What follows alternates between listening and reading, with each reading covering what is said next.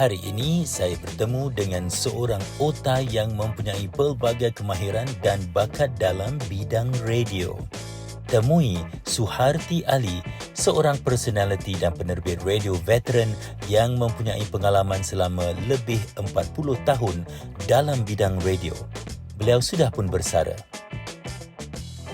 Hari ini, beliau akan bertemu dengan seorang penerbit di Mediacorp dan DJ sambilan di Ria 89.7 FM, Murni Kamsani.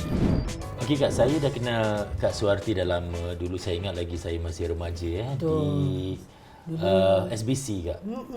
Bagaimana you mula menjadi DJ dan penerbit? Itulah ya, masa tu, saya ingat masa zaman tu bukan DJ, juruhebah. Dia panggil juruhebah. Kemudian selepas juruhebah Legend baru betul istilah ada ni. pertukaran. Saya ingat selepas sekolah, selepas college, saya memohon kerana saya pernah memenangi pertandingan ataupun peraduan cakap peta di radio. Traffic polis, soal keselamatan. Tak tahu macam mana saya menang. Saya dapat hadiah berapa wang tunai lah ya. Macam dulu zaman sekolah besar kan dapat duit tu kan. Jadi saya menerima tawaran daripada arwahnya Cikgu Rahman Samion. Dia panggil saya untuk masa saya sedang belajar, saya buat sumbangan lah. Jadi saya buat laporan di luar, macam ada kegiatan seni, saya tulis skrip dan saya suarakan untuk rancangannya. Kebetulan radio, bila Cikgu Rahman dan ada pekerja-pekerja lain kata, mohon campak cuba. Saya pun cubalah. Saya tengok orang yang memohon, dia punya barisan, ya Tuhan. Ramai ke? Ramai dan semua orang-orang tu yang karisma, orang-orang yang cantik, yang bergaya. Kita ni baru habis sekolah, tak apalah, kita campak lah. Tapi rezeki ya agaknya. Itulah mulanya. Saya sering dengar Kak Suharti di radio dan selalu ceria. Ya Tuhan. Kerana apa? Kita tahu kita semua ada masalah. Betul. Tapi bila you on air sahaja, semuanya ceria. Saya berpegang atau berpandangan begini. Bila saya bertugas, pendengar-pendengar kita berhak mendengar yang terbaik daripada saya. Itu termasuklah suara. Yalah, suara itu anugerah Tuhan ya. Saya tak kata suara saya bagus sangat, tapi saya cuba yang sebaiknya. Kalau saya tidak boleh sebagus Faridah Hanim atau Mina Serega, tapi saya jadi Suharti Ali, saya menggunakan kaedah yang lain dan saya fikir tenaga, keceriaan. Kadang-kala tak tahu Mudi percaya ke tidak, setuju. Orang tak pernah nampak. Saya pernah bertugas, bercakap, ketawa, sebenarnya saya nangis. Wah. Pada masa yang sama. Saya menangis. Sedang saya tak ingat masa tu saya ada masalah keluarga besar sekali. Sakit, ada yang sakit tu. Sedih tapi saya cakap ketawa. Lepas tu, lepaskan muzik tu, tisu.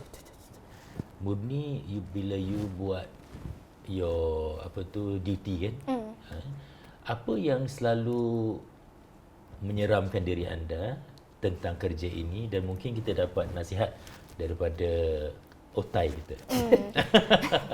Okey, sebab Murni sebenarnya masih baru kan dalam industri ini. Berapa baru? Dah 6 bulan, 5-6 bulan.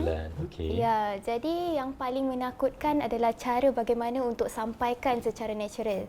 Sebab Murni sebenarnya ikut skrip 100%. Sebab sampai sekarang Murni sebenarnya takut kalau tersalah cakap lah, apalah kan. Tak pernah ubah gitu skrip? Ada ubah sana sini, tapi dulu zaman saya masuk kerja sebelum tu, kita mesti buat skrip. Nak bertugas mesti ada skrip.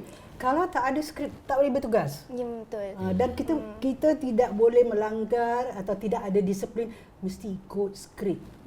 Hanya satu yang kita tak faham, macam mana kita nak gayakan skrip kita tu. Itulah masalah yang Murni sampai sekarang hadapi. Ya, jadi bila Murni ikut skrip 100% tu kan, kadang-kadang bila para pendengar ada ucapan ke apa kan, jadi macam mana nak bring them back tu macam apa yang Murni dah berbual tu.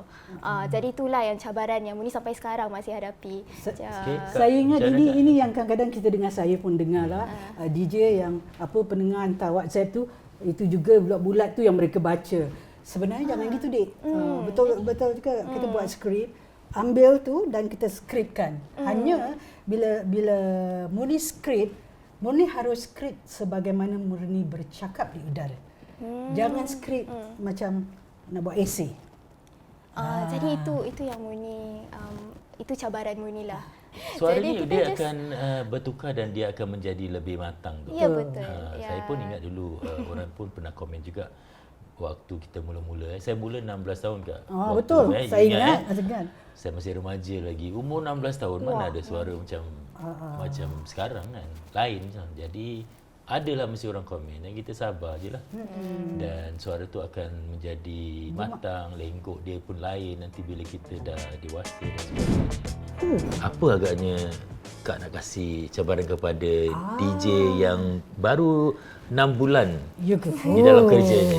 Wah, saya harap jangan pula ada bentan mengacarakan rancangan bersama Cik Sujimi kita ni menjadi tamu untuk menarik lagi pendengar mendengar dan rancangan anda cukup menarik. Boleh? Ini kali pertama You nak sahut tak cabaran ni? For the first Pantang time. Datuk Nenek.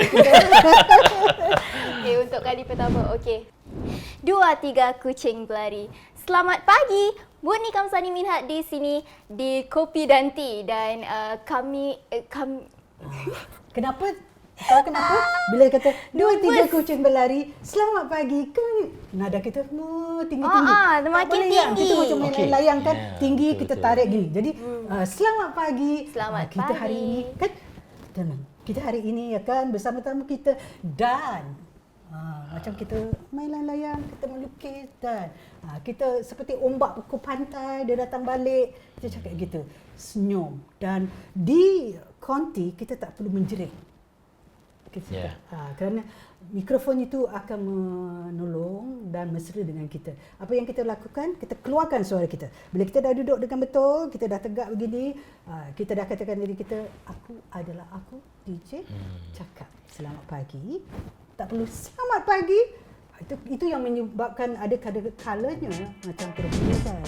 Selamat pagi semua, Murni Kamsani Minhad di sini bersama anda dalam Kopi dan Tea. Dan untuk hari ini saya berasa amat gairah sekali ya kerana saya sebenarnya ada tetamu undangan yang paling istimewa.